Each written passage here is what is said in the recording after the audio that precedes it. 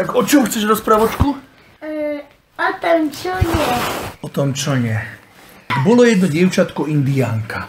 Ona síce vyrastala v normálnom domčeku na dedine slovenskej, ale mala rada indiánske veci. A tak si vyrazila kanoe zo stromu. A ráno, keď už išla do škôlky, tak sa jej mamička pýta, a ty ako ideš, autobusom?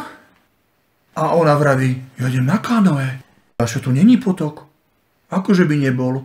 Je? Povedala, dala si prilbu a odišla aj z kanoe. Mama prišla do domčeku, vraví ockovi, ocko, počúvaj ma. Ona ti šla na kanoe. Chod ty za ňou, kde tá ide.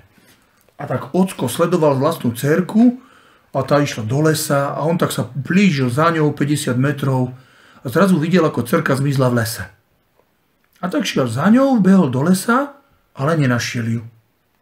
Hľadal ju po lese, nikde ani potok, ani dcerky, ani kanoe, nikde nič nebolo. A tak sa vrátil domov a vraví žene. Ženuška moja, však tá dcera nám zmizla, rýchlo volej do školy, či tam prišla. Zdvihla telefón, mamina telefonuje. Prosím vás, neprišla dcera naša do školy? A učiteľka vraví, áno, teraz prišla. A má v ruke kanoe? Áno, má mokré, aj kvapka z nej voda, aj strilby. To je zvláštne. Na druhý deň ráno sa zase mama pýta dcerky, ako ideš do škôlky? Na kanoe. Ako na kanoe? Že není tam potok. Ale je, len vy ho nevidíte. A odišla. Aj s veslom, aj s prilbou. Ocko išiel tento raz za ňou a sledoval ju úplne blízko. Keď vošla do lesa, blížil sa k rytmi, keď tu zrazu videl, že ako dcerka prišla do stredu lesa, tam sa zjavil potok.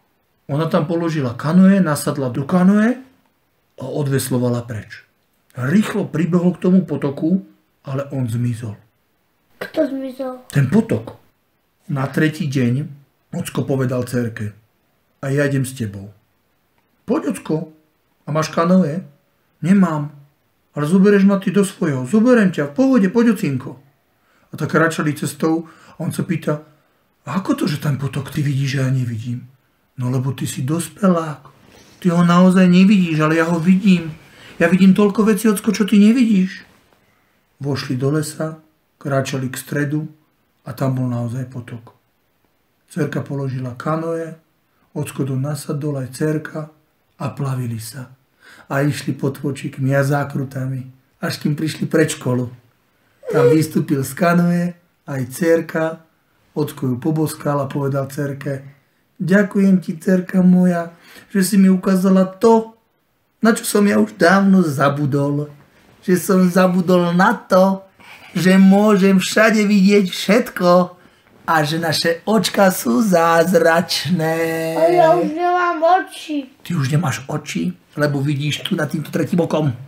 A potom zazvonil zvonček a rozprávky bol. Ešte chcem jednu.